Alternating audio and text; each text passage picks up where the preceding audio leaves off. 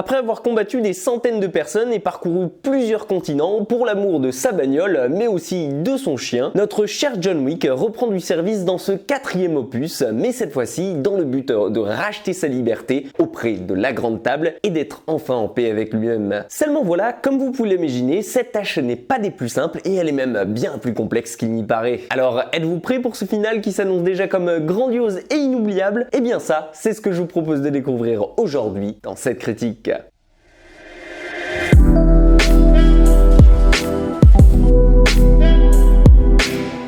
Après s'être fait beaucoup d'ennemis et s'être mis à dos un sacré paquet de monde pactisant avec la Grande Table, heureusement pour lui, John a toujours 2-3 amis fidèles par-ci par-là à travers le monde entier et qui sont suffisamment pas attirés par l'argent pour venir en aide à notre simple pêcheur. Mais le problème, c'est que quiconque lui viendra en aide, justement, aura affaire avec la Grande Table et surtout à son nouvel invité, le marquis de Gramont, tout récemment nommé en haut lieu pour défaire une bonne fois pour toutes notre héros. Et comme vous pouvez l'imaginer, cet homme ne plaisante pas et il a les pleins pouvoirs ainsi que le soutien de toute l'organisation pour débarrasser une bonne fois pour toutes le monde de Monsieur Wick. De New York à Casablanca, en passant donc par le Japon, Berlin ou encore Paris, je peux donc vous assurer que du monde vous allez en voir et en traverser dans ce 4e chapitre qui s'annonce comme un final grandiose et inoubliable. Et justement, quand je parle de grandiose, on peut dire que Chad Stahelski n'y est pas allé du plat de la main morte ici. Ce que vous remarquerez sûrement avec les quelques surprises qu'il nous a concoctées,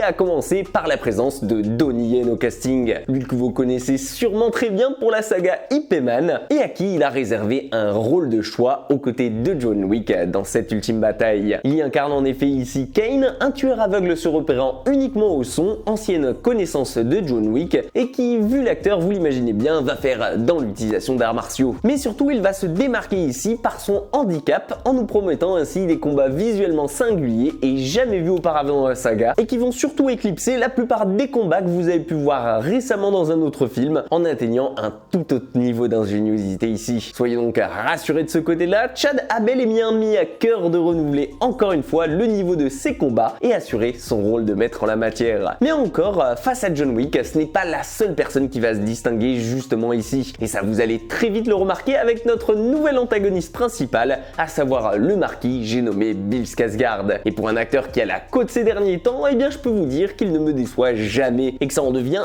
effarant tant il excelle dans chacun de ses rôles qu'il interprète et encore plus aujourd'hui alors qu'il s'agit d'un haut grade de l'aristocratie française. Et si d'une part on peut saluer ce nouveau personnage qui va nous faire traverser et visiter à plusieurs reprises les quartiers de la ville lumière, eh bien je vous assure que de l'autre on va prendre un malin plaisir durant ces 2h45 que dure ce chapitre final à lentement mais sûrement le détester pour ce qu'il est et ce qu'il représente, qui sera d'ailleurs largement accentué par le jeu d'acteur de Bill qui est tout simplement incroyable et inarrêtable et détestable à souhait, tel le parfait méchant d'un James Bond. D'ailleurs je pose l'idée juste là, si jamais la MGM veut la prendre pour leur prochain 007, je le verrai bien en méchant principal. Mais en plus d'être grandiose, j'ai dit que ce final était aussi inoubliable. Et ce n'est pas seulement pour la bonté du casting et de leur jeu d'acteur formidable qui étoffe ce dernier que j'ai dit cela. Et si pour moi, à mes yeux, il clôturera parfaitement cette saga, c'est parce que justement en tout point cela se ressent, autant dans le récit, dans ce que vit et traverse le personnage de John Wick, mais aussi et surtout dans la réalisation nettement améliorée ici de Chad Stahelski qui rend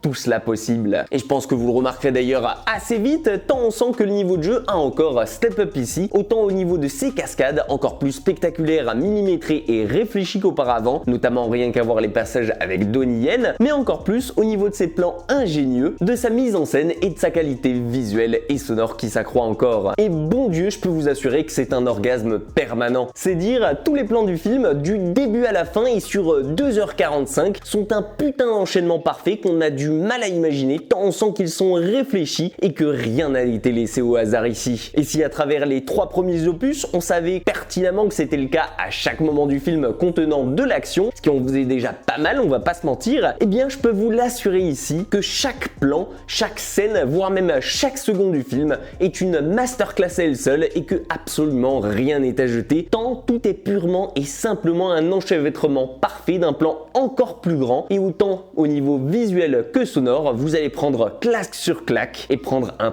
putain de plaisir devant. De toute façon, c'est simple, vous n'aurez pas une seule minute de répit tout au long du film, et tout comme John Wick, que vous soyez dans les égouts de Paris ou au fin fond d'un club à Berlin, dans les cuisines de l'Intercontinental au Japon, ou bien devant le Sacré-Cœur, vous le verrez, tous les plans s'enchaîneront avec une vitesse folle, sans pouvoir vous ennuyer à aucun moment, et tout en vous prenant une énorme baffe à tous les niveaux. Vous l'aurez donc compris, difficile même pour moi de citer un seul accroc à ce John Wick 4, tant tout le film semble parfait en tout point, mis à part peut-être que lorsqu'on en ressort presque après 3 heures après le début de la séance, on est content de pouvoir souffler un peu et pas déçu de le voir terminer malgré tout. Parce que vous l'imaginez bien, 3 heures de combat non-stop, je pense que moi-même j'avais atteint mes limites ici. Hormis cela, et à mes yeux, ce chapitre 4 est un opus grandiose et inoubliable. Un must-see parmi les films de cette année, tout droit en lice pour faire partie des meilleurs films de 2023 et surtout le meilleur cadeau que pouvait faire son réalisateur et Keanu Reeves aux fans. Et vous, qu'avez-vous pensé de ce chapitre final? Le titre de meilleur de la saga vous paraît-il mérité selon vous? J'attends avec impatience votre avis dans les commentaires, que l'on puisse en débattre ouvertement. En attendant, j'espère que cette vidéo vous aura plu. Si c'est le cas, explosez-moi le nombre de j'aime juste en bas. Abonnez-vous à la chaîne pour aider à la faire décoller. Partagez la critique si le cœur vous en dit. Prenez soin de vous et pour ma part, moi je vous dis à très vite pour une toute nouvelle critique.